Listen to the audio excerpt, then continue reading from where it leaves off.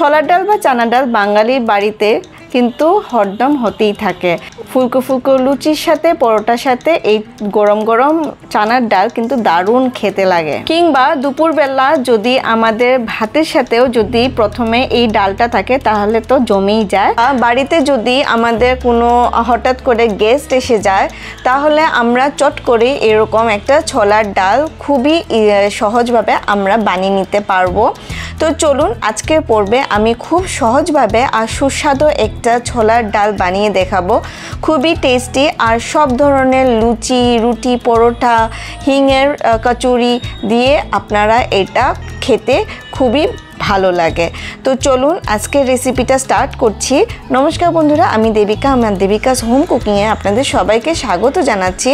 যদি আপনারা নতুন বন্ধু হয়ে থাকেন, এখনও সাবস্ক্রাইব করেননি, সাবস্ক্রাইব করে নেবেন। আর যদি ভিডিওটা ভালো লাগে তাহলে অবশ্যই একটা লাইক করে নেবেন। চলুন রেসিপিটা স্টার্ট করছি। এখানে আমি 2 কাপের মতন আমি ছোলার ডাল ভিজিয়ে রেখেছিলাম কালকে রাত্রেই, আর এটা ফুলে দেখেন কতটা বেড়ে গেছে। তো এরকম যদি আপনারা ছোলার ডাল বানানোর ব্যাপারে ভাবেন তাহলে কিন্তু ভিজিয়ে রাখতে হবে, ধরে নেন 2 ঘন্টা আগে। তো এখানে আমি 7 থেকে 8 ঘন্টাই আমি ভিজিয়ে রেখেছি, আর এটা ভালো করে কিন্তু নরম হয়ে এসেছে। আর এখন এটা আমি প্রেসার কুকারে আমি ভালো করে সিদ্ধ দেব। সিদ্ধ দেওয়ার কিন্তু অনেকগুলো একটা টিপস আছে, স্টেপ আছে, যেটা আপনাদের বুঝে করতে হবে। কেন কি বেশি যদি সিদ্ধ হয়ে যায় তাহলে একদমই গলে যাবে, আর যদি কম সিদ্ধ হয় তাহলে শক্ত শক্ত থাকবে। তাহলে এখানে কি আমাদের দেখতে হবে, ছোলার ডালের যেটা জল আছে সিদ্ধ করার সময় ওইটা আমাদের দেখে নিতে হবে। তো জলের পরিমাণটা বলে দিচ্ছি। 1 কাপ ছোলার ডাল যদি আপনারা নেন তাহলে আপনাদের 3 কাপ জল নিতে হবে। 1:3 রেশিওটা আপনারা মেপে নিয়ে নেবেন, তাহলেই কিন্তু আপনাদের ভালো করে সিদ্ধ হয়ে যাবে। তারপর এখানে আমি একটুখানি লবণ দিয়ে দিচ্ছি। লবণ দিয়ে এটা প্রেসার কুক করে নিব। কতটুকু, বেশি দিবেন না প্রেসার কুকারে হুইসেল, এটা হলো গিয়ে 2 থেকে 3টে হুইসেলেই কিন্তু ভালোভাবে সিদ্ধ হয়ে যাবে, একদমই গলবে না। দেখবেন পরের দিকে আমি দেখাচ্ছি। তো সাইডে সিদ্ধ হতে রেখে দিয়েছি, আর সাইডে আমি একটা কড়াই বসিয়ে দিয়েছি, দিয়ে দিয়েছি একটুখানি তেল। তেলটা ভালো করে গরম হয়ে যাবে। গরম হয়ে যাওয়ার পরে আমি দিয়ে দিচ্ছি এখানে একটা তেজপাতা, সাথে দিয়ে দিচ্ছি একটা শুকনা লঙ্কা, আর দিয়ে দিয়েছি এখানে দারচিনি, আর একটা আমি ইলাচি। তো সবগুলো একটা ভালো করে ভাজা ভাজা হয়ে যাওয়ার পরে আমি দিয়ে দিলাম এখানে হিং। হিংয়ের গন্ধটা এই যে ছোলার ডালে খুবই ভালো লাগে, আপনারা হিংটা অবশ্যই ব্যবহার করবেন। তো সবগুলো একটুখানি ভাজা ভাজা যখন গন্ধ ছাড়বে তখন আমি এখানে 1 চামচের মতন জিরে দিয়ে দিলাম। তো এখানে যে গরম মশলাগুলো দিয়েছি এগুলো একটু সময় ভাজুক। সাইডে আমি একটা মশলা প্রিপেয়ার করে নিচ্ছি। নিয়ে নিলাম 1 ইঞ্চ আমি আদা গ্রেট করে নিলাম,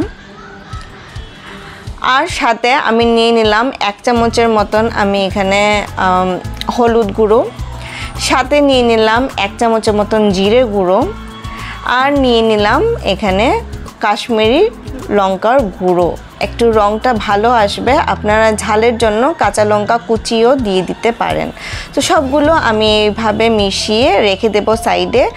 যখন দেখব আমি এখানে আমার সব গরম মশলাগুলো ভাজা হয়ে গেছে, সুন্দর গন্ধ ছেড়ে এসছে, তখন আমি যেটা ভিজিয়ে রেখেছিলাম মশলাটা ওটা আমি দিয়ে দেব।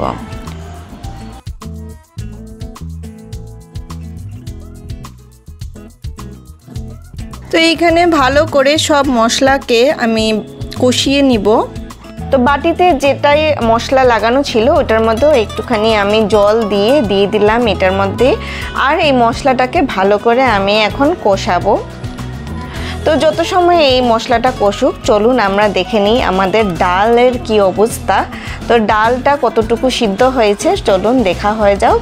এরকম খুলে রেখে দিবেন, আর প্রেসার কুকারে যখন সিটি চলে যাবে তখন আমাদের এইভাবে ঢাকনাটা পড়ে যাবে। তো ভাববেন যে আপনাদের পুরো সিটিটা চলে গেছে। তো এইভাবে দেখেন আমার পুরো ছোলার ডালটা আস্তে আস্তেই রয়েছে, কিন্তু একদমই নরম, হাত দিয়ে টিপলে কিন্তু পুরো চেপে যাচ্ছে। তো দেখতেই পাচ্ছেন একদমই আমার ডালটা গলেনি। তো এখানে আমার মশলাগুলো কিন্তু কষানো হয়ে গেছে। একটু নাড়িয়ে চাড়িয়ে আর একটু সময় 1 মিনিটের মতন আমি কষালাম। তো দেখতে পাচ্ছেন যখন তেলগুলো একদম সাইড হয়ে যাবে তখন আমি ডালটা এই মশলার মধ্যে দিয়ে দেব।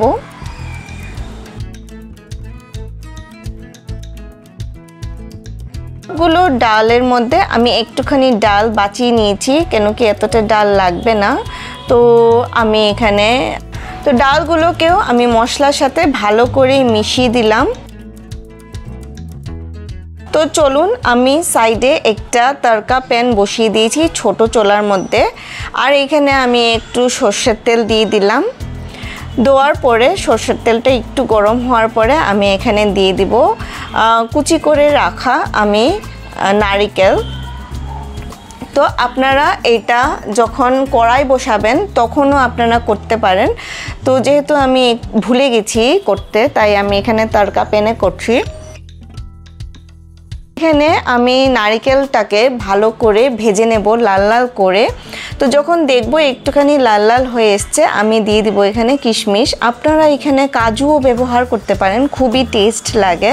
তো এখানে আমি আজকে কিশমিশ দিলাম আর নারিকেলটা দিলাম।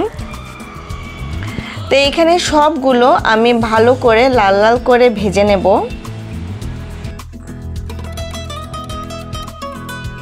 তো দেখতে পাচ্ছেন আমার এটা লাল লাল করে ভাজা হয়ে গেছে। তারপরে আমি ডালের মধ্যে এটা ভালো করে কিন্তু দিয়ে দিব। দেওয়ার পরে ভালো করে এটাকে মিশিয়ে দেব। এই পুরো প্রসেসটা আপনারা কিন্তু ঘিয়ের মধ্যেও করতে পারেন, ঘি দিলে আর একটু ভালো হয়। তো আমি লাস্টের দিকে 1 চামচের ঘি দিব। তো এখানে ভালো করে আমার ডালটা ফুটে এসেছে। তো এখন আমি দিয়ে দিব এখানে আধা চামচের মতন আমি এখানে গরম মশলা দিয়ে দিলাম, সাথে দিয়ে দিলাম আধা চামচের মতন চিনি, আর একটুখানি আমি দিয়ে দিলাম এখানে ধনে পাতা।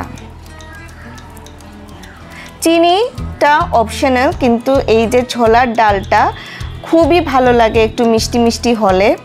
তো এটা ভালো করে মিশিয়ে দিয়ে আমার যখন ডালটা একদম ফুটে আসবে, তো দেখতেই পাচ্ছেন আমার ডালের যে জলটা, এটা কিন্তু আমি একদমই শুকাচ্ছি না, কেন কি ছোলার ডাল যখন ঠান্ডা হয় তখন কিন্তু জল অনেকটা টেনে যায়। তাই একটু এরকম ডাল মানে একটু ঝুলঝুল টাইপের থাকলেই কিন্তু আমাদের যখন ঠান্ডা হবে তখন কিন্তু ভালো যেটা আমাদের লাগে ডালের কনসিস্টেন্সি ওইটা হয়ে যাবে। তো দেখতেই পাচ্ছেন আমি গ্যাস বন্ধ করে দিয়েছি আর আমার ছোলার ডাল একদম রেডি হয়ে গেছে পরিবেশনের জন্য।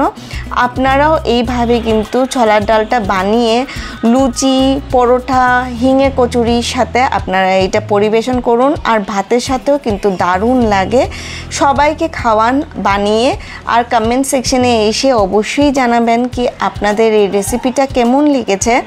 আর আমার চ্যানেলটাতে সাবস্ক্রাইব করতে কিন্তু একদম ভুলবেন না, আর সাইডে নোটিফিকেশন বেল আছে সেটাও কিন্তু আপনারা দাবিয়ে দিবেন। এইভাবেই বাঙালি রেসিপি আমি এই চ্যানেলটার মধ্যে আপলোড করতে থাকি। আর ভালো যদি লাগে আমার রেসিপিগুলো, একটা লাইক অবশ্যই করে দিবেন। লাইক, কমেন্ট, শেয়ার করতে একদমই ভুলবেন না। তো চলুন, পরের পর্বেতে আবার আপনাদের সাথে দেখা হবে। ভালো থাকবেন, সুস্থ থাকবেন, ভালো ভালো খাবার রান্না করে সবাইকে খাওয়াবেন। তো চলুন, আজকের জন্য এতটুকুই। Bye bye, take care.